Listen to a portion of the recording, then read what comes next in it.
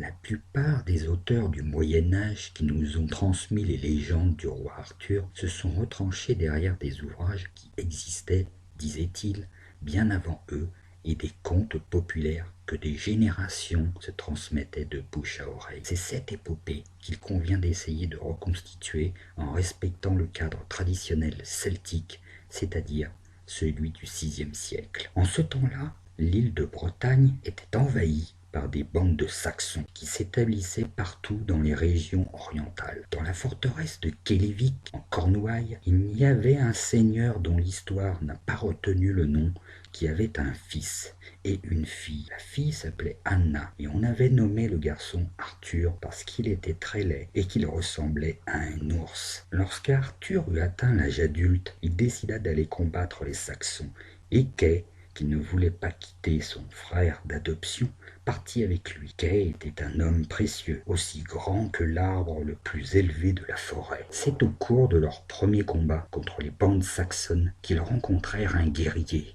qui ne manquait pas d'allure, bien qu'il fût manchot. Il s'appelait Bédiver. Un jour, ils arrivèrent sur les terres de Marc. Son neveu Tristan avait demandé au gardien d'aller porter un message à son amoureuse Iseux, femme de Marc, et il gardait le troupeau de porcs pendant ce temps. Arthur, Kay et Bédiver essayèrent de s'emparer des porcs, pensant que Tristan se laisserait distraire, mais celui-ci bondit sur eux, l'épée à la main, et les mirent en fuite. Arthur avait fini par constituer une petite troupe de guerriers dont il louait les services à tous les rois et seigneurs qui avaient besoin de guerriers.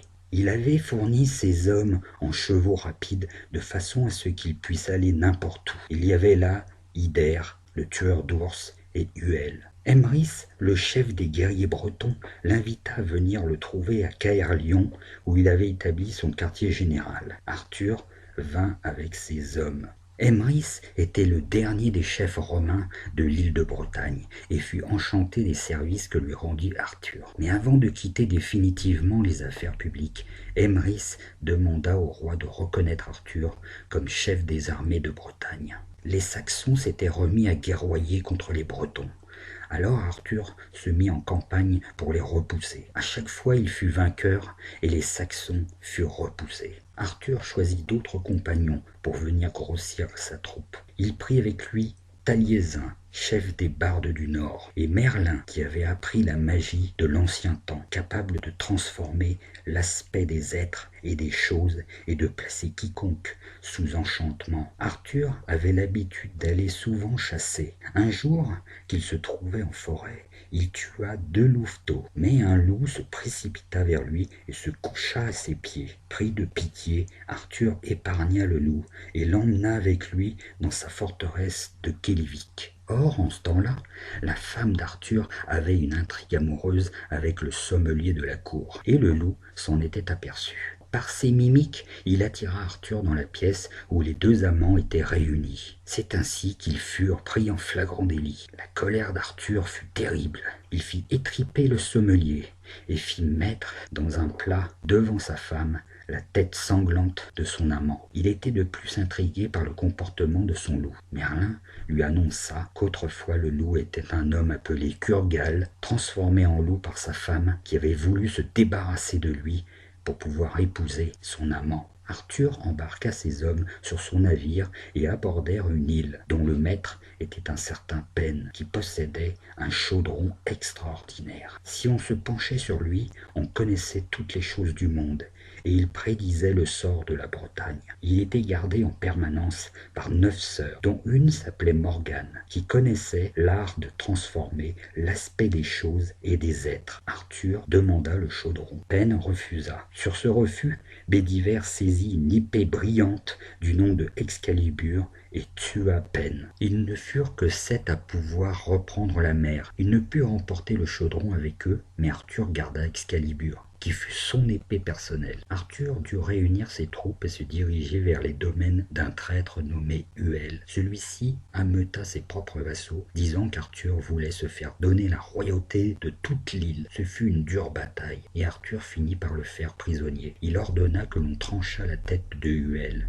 Gildas, colère et de chagrin, revint d'Irlande, où il évangélisait les païens. Il alla protester publiquement contre le meurtre de son frère. Arthur dut donner des compensations à la famille. Arthur alla chasser seul en forêt et rencontra un homme armé d'une massue, qui lui dit « Je te laisse la vie si tu me donnes la réponse à cette question. Qu'est-ce que les femmes aiment par-dessus tout ?» Arthur dit « C'est la souveraineté. » L'homme devint furieux, mais le laissa aller. Alors qu'Arthur revenait, la femme, répugnante et hideuse, le rattrapa et lui rappela sa promesse pour lui avoir donné la bonne réponse.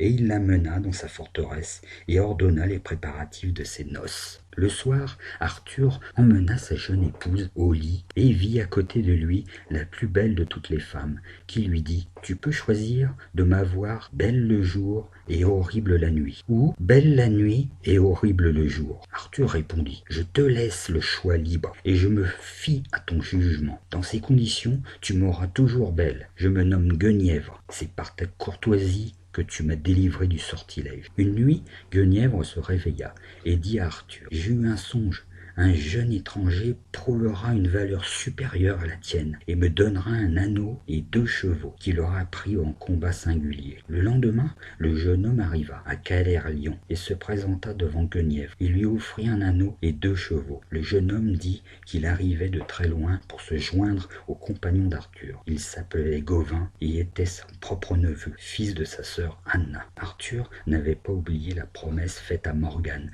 de lui trouver son fils, Mabon. Il chargea Merlin de cette mission. Ils marchèrent jusqu'à rencontrer le merle, qui leur dit « Il y a une race d'animaux formés avant moi, je vais vous guider jusqu'à eux. » Ils allèrent jusqu'à un cerf qui dit « Je serai votre guide jusqu'aux animaux formés avant moi. » Le hibou dit « Je serai votre guide, messager d'Arthur, jusqu'à un animal le plus vieux du monde et qui circule le plus. » L'aigle raconta. « Arrivé à l'étang, j'enfonçai mes serres dans un saumon, mais il m'entraîna dans les eaux et ce ne fut qu'à grande peine que je ne pus me débarrasser de lui. Je vous guiderai jusqu'à lui. » Le saumon dit « Je remonte la rivière jusqu'au mur d'une forteresse. Suivez-moi. » Ils arrivèrent jusqu'à la forteresse et découvrirent Mabon et le délivrèrent. Un jour, il entra un cavalier dans la salle où se trouvaient Arthur et Guenièvre et les autres compagnons. Le cavalier lui arracha les gobelets des mains et lança le liquide sur le visage de Guenièvre, puis lui donna un soufflet disant « S'il y a quelqu'un d'assez intrépide pour venger l'outrage, qu'il vienne, dans le pré,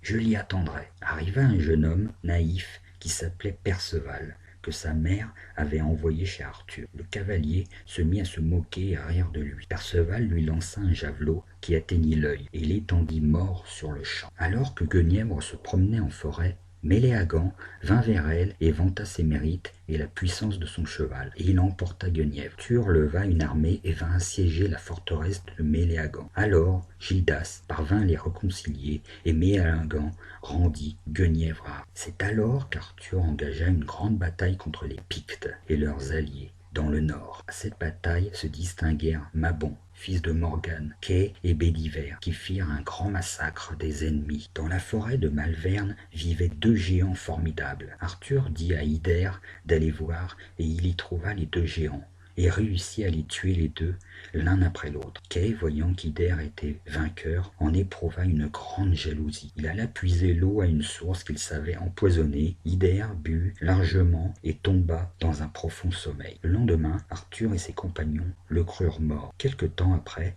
2 savants en l'art de la médecine, grâce aux herbes magiques qu'ils portaient avec eux, ramenèrent Hyder à la vie. Gauvin accusa publiquement Kay d'avoir empoisonné Hyder, mais Hyder demandera la grâce de Kay et Arthur accepte. Bientôt Arthur dut faire face à la plus formidable attaque des Saxons alliés avec les Pictes. Il avait appelé auprès de lui tous les rois et toutes les troupes de l'île de Bretagne et s'avança contre eux. La bataille eut lieu au mont Badon et il fut vainqueur. Désormais, les Saxons laissèrent en paix les Bretons pour une longue période.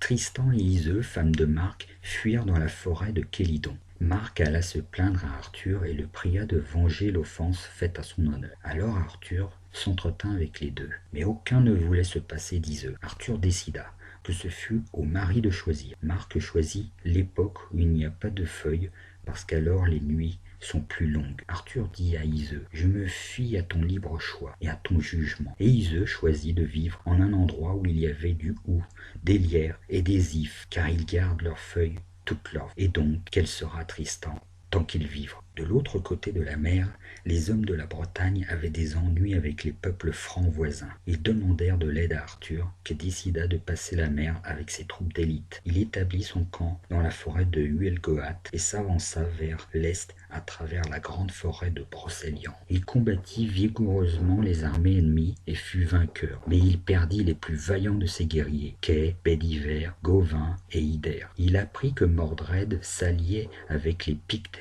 les Gaëls et les Saxons pour prendre sa place. Avec tous les survivants de son armée, il parvint à débarquer en l'île de Bretagne et c'est ainsi qu'eut lieu la bataille de Camlann, où Arthur tua Mordred mais fut blessé mortellement. Cependant, Arthur n'était pas mort. Il détacha son épée, la tira du fourreau et dit à un compagnon de jeter l'épée dans un lac. Il vit sortir du lac une main qui saisit l'épée en l'air et la brandit 3 fois avant de disparaître sous les eaux. Et personne ne sut ce qu'était devenu Arthur. Les uns disent qu'il fut emmené dans l'île d'Avalon par Morgane et qu'il attend. D'autres disent qu'il se trouve dans une grotte et qu'il y dort, attendant d'être réveillé. Mais les incrédules disent qu'il est bien mort et qu'ils ont vu son tombeau dans l'abbaye de Glastonbury. Des générations ont cru en Arthur, et il y a toujours un Arthur qui sommeille au fond de chacun de nous.